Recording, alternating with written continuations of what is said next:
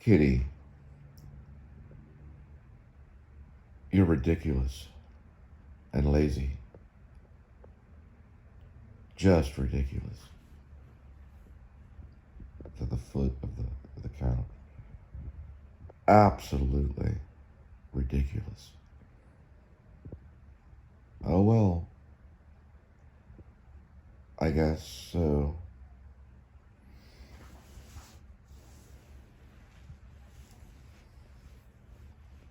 Oh, you're a good foot warmer.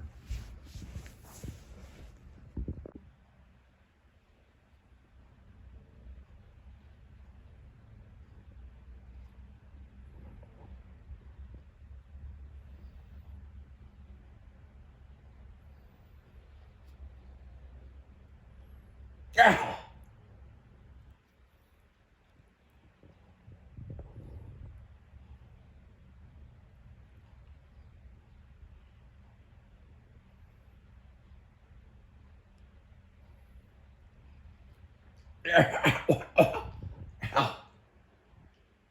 All right, that's enough. That's enough.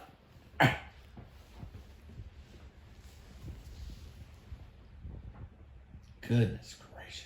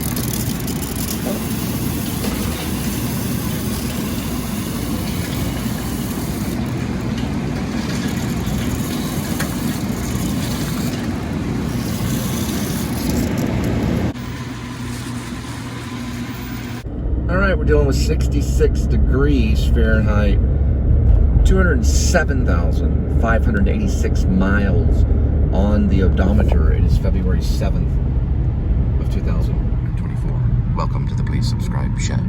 All right, hi, I'm Cole Spivey. This is the Cole Spivey YouTube channel. Welcome, so glad you could join. Thanks for all the remarks yesterday.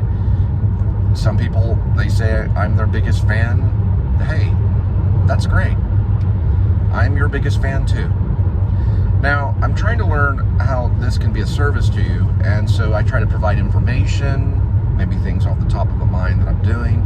One of my big goals right now, because I do food delivery, I'm having an egg roll from QT. They're 99 cents. It's very hot. A very good egg roll.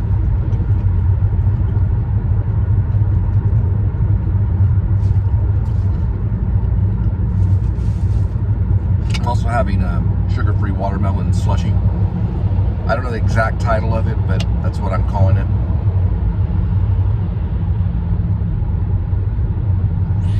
Yep, that's not gonna work either. It's too frozen. Anyway,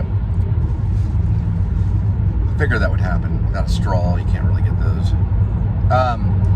So my next big project is a MacBook Pro, which is going to be a good thing. For one reason, I'll tell you the number one reason. When I turn the computer on, it'll turn on. My Microsoft Dell 2017 can take 20 minutes to an hour before it's even ready to, to work, and it's very slow right now. It's a very old computer, so it's time for me to move up. I'm choosing Macintosh, so I'm going with Macintosh. Sorry about that. This is kind of, I'm in the middle of eating. So,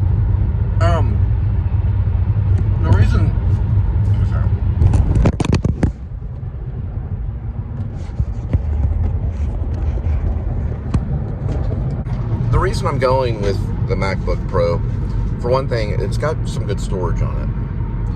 Plus, I do use the software, Final Draft, because I write screenplays. And I'm probably going to transfer a new Final Draft. Now, I thought about Studio Binder, things like that. But Final Draft, I think, is the longevity of it is probably going to be good. And I'll probably stick with that because I can FDX things. I can rework things. If I want to rework an old screenplay, I can just tap on it and start working on an old screenplay. I can't always do that if the software's not going to read. So I'm probably going to choose Final Draft. They have it for Macintosh. And eventually that's probably where I'll print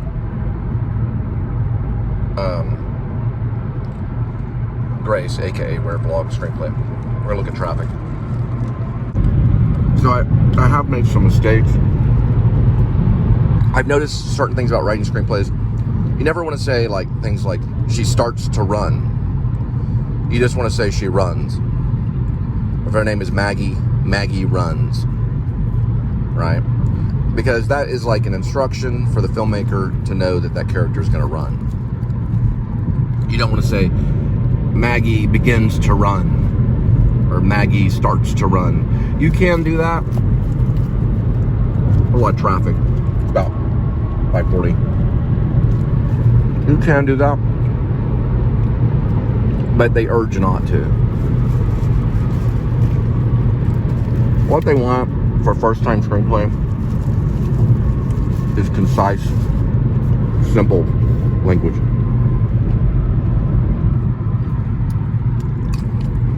They want language that's very concise and simple, to the point. They don't want any Faulkner. They don't want Conrad. They don't want any of that. I have a problem with that. So I may go through and do a little bit of editing, not a whole lot, but it can be okay. Like when you are over descriptive, just to argue, it can help in setting up shots, I think, because you can read the mind of the screenwriter when there's more language, but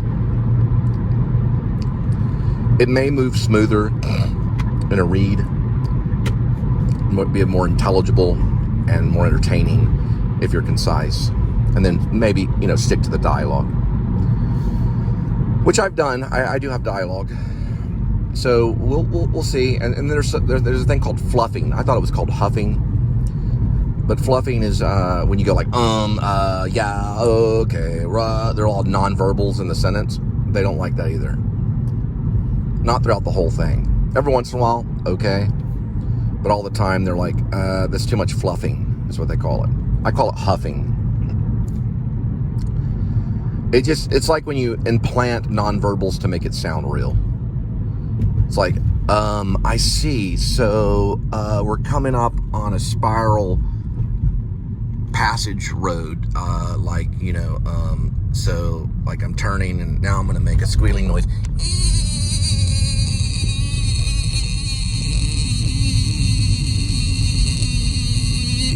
Now that might work because it's, you know, creative and original, but they don't like it. They just want concise language, and then they want subtext.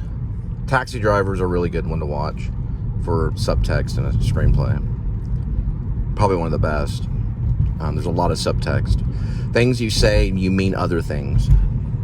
Like in When Harry Met Sally, where she says, I hate you, and she's crying, and she's looking at Billy Crystal, Meg Ryan. They like that kind of stuff. So, and they'll buy it because it's easy. It takes time to write a screenplay. They don't want to go through the whole year and struggle, and that's what they pay for. All right.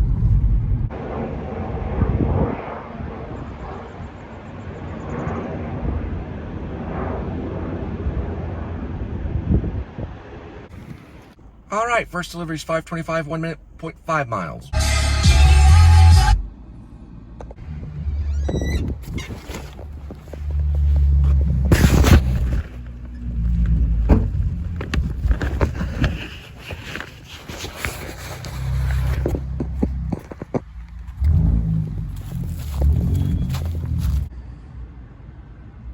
All right, next one, 6:57, 2 minutes, 0.6 miles.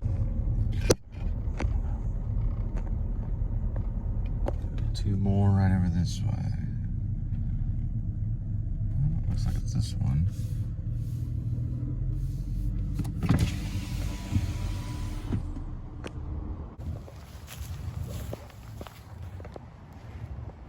All right, next one is 7:13, 12 minutes, 4.9 miles. We'll be going right down the road from where I was raised during high school when I went to R.L. Pascal High School in Fort Worth. A place called Ryan's Place. Been over there a few times. I did some favor deliveries over there. And I don't know if we'll pass by the old house or not. Where I used to live is 2618 Willing Avenue. I lived there from probably good, I know for sure 1990 through probably about 1993 and a half, almost 94. And then I left, went to college for a few years, and then came back, stayed for almost a year, then left. Then I went all the way to Long Beach, California after I graduated at University of North Texas. And then I went to the Actor Studio in New York at the New School University, A.S.D.S, Actor Studio Drama School. And then after 9/11, when the city was pretty much chaotic, I came back and stayed there. Actually, I stayed there for a little while, and then I got a place in Euless for a couple of years, and then I went back there and stayed there for a little while longer.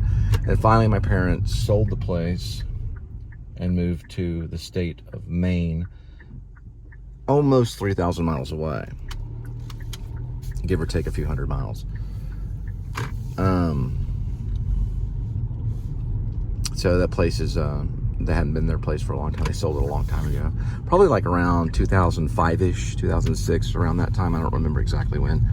I don't remember exactly when they officially left. They would leave and move everything up in little spurts every once in a while.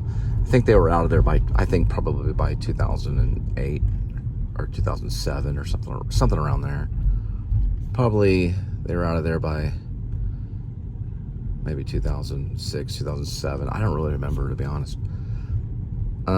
They've been there since. So 16, 17, 18, 19, 20, 21, 22, 23.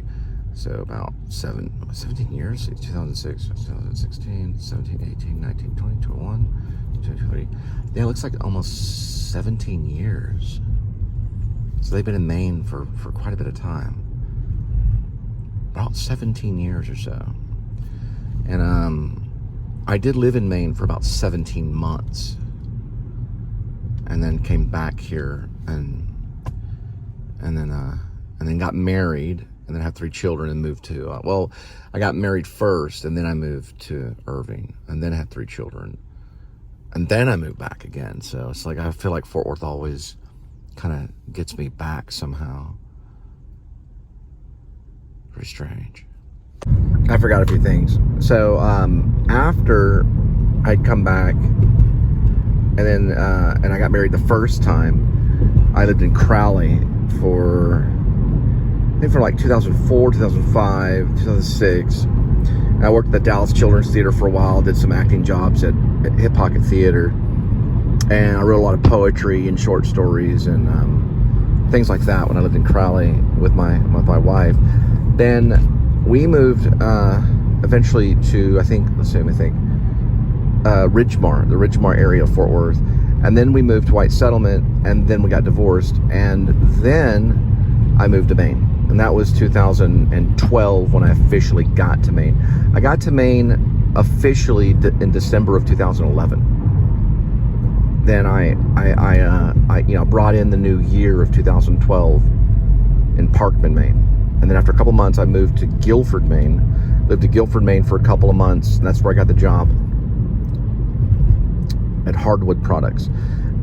I worked there for 15 months. Eventually moved. When I was in Guilford, I was only in Guilford for 2 months, and then I moved to Dover Foxcroft. I lived there for the duration of that 15 months. Like 14 months. And Dover Foxcroft, right by the Center Theater. or I did a few plays there. I did Miracle on 34th Street. I did a radio show called Drag Net. We played these characters, they're kind of like, I played Orson Welles in a commercial. I did the Pinky in the Brain kind of thing. Pinky in the Brain, I'm Orson Welles. I did it kind of like that. And it was a little better than that. I listened to a lot of Orson Welles at the time, so it's been some time. And then I did another show called The Shadow. It was a radio show called The Shadow, and we did it at the theater, at the Center Theater in Dover Foxcroft. Did that for a while, and then I didn't really like the winters, so I came back here. And when I came back here, it was about 2000. God, I guess it was 2013. Wasn't there for that long, and that's where I met Angel, and then we decided to move. Well, I decided to move out of White Settlement into Irving, next to a church that we attended. And then we got married, and we had 3 children, and we almost bought a house. And then we,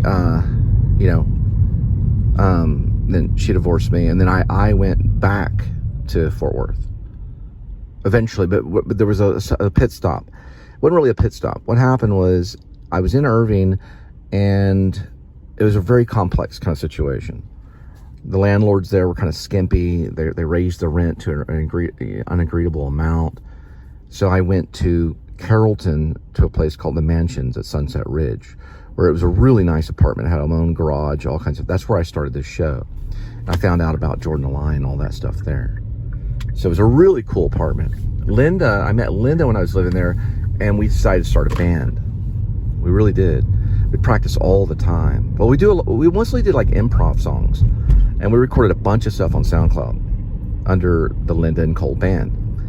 And then it became the Cole and Linda Filmmaker Band for a while, and now it's Peace Child Beautiful. We are working on a song, so we are working on one. I worked on it today, and when Linda's ready, we'll probably do a recording. Maybe I might have her do maybe the recorder. It's kind of like a pan flute. I call it like a pan flute, and she used to play clarinet. So, and she does some improv kind of singing and stuff like that. So we're gonna work on that. We do that because I like to use original music if I can, at certain times. Like we do little videos that we post. Peace Child Beautiful. We've only done like 1 or 2 shows, or I'm sorry, 1 or 2 songs. So we'll post those occasionally, and they usually come up as stills. And they're not, usually it's a post like 5 minutes, that's a song. It'll say song on there sometimes too. So I changed the name to Peace Child Beautiful because I thought I might add, excuse me, I'm still getting over a cold. I might add instruments and maybe we might look for some musicians at Guitar Center. We do put ads. I did put an ad up there not very long ago. I was gonna do a Christian show. I was gonna play Peter in a mime. No response to that. So I guess that's not going to go forward. I'd have to get a response to it. But I can do a little bit of mime and acting and stuff like that. I was going to do that. And then, so our next step maybe is we might look for a possible drummer. But because of how I am, I'm kind of trying to keep the band. I don't know. I know it's real sensitive. I don't want to talk about my goals on that. But I'm very sensitive about who I want to be a part of the band. So I don't want to just hire just anybody, And plus, musicians are kind of independent at times. It's hard to do, because a band has to get together, and the vibes and energy has to work out.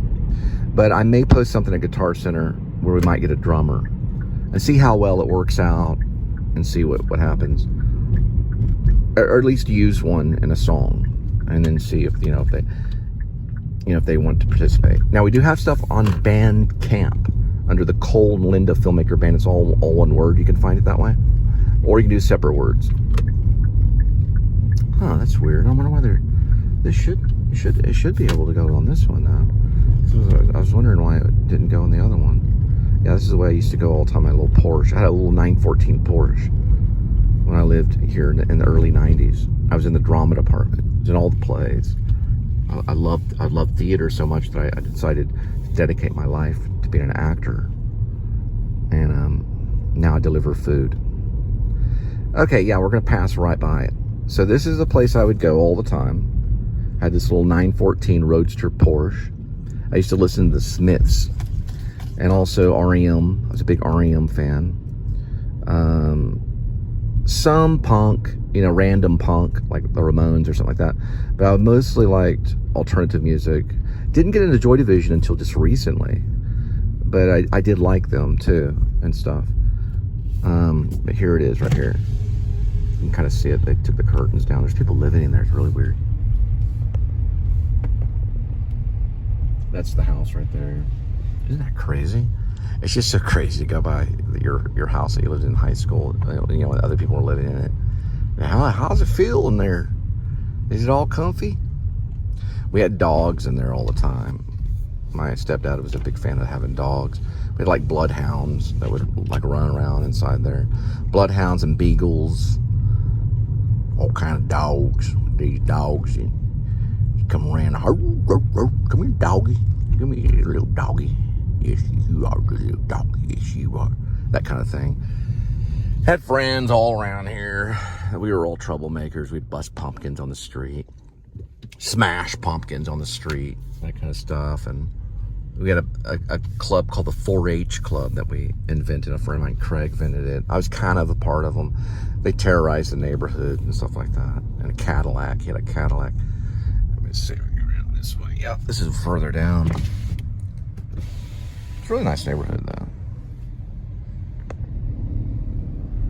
It's probably these people right here. It's before them. I can't figure out this schematic. Alright. There's one of the lamps right there. Yeah, the schematics are way off on this. Or, you know, or they look correct. Yeah, it's probably this one right here.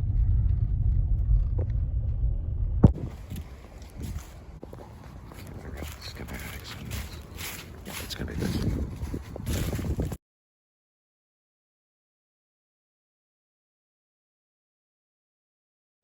So I put on a 1972 album, which was created a year before I was born, known as Ziggy Stardust by David Bowie.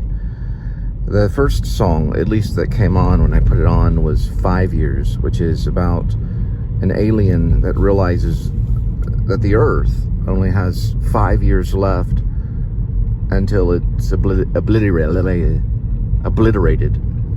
So it has 5 years remaining until the Earth is disintegrated.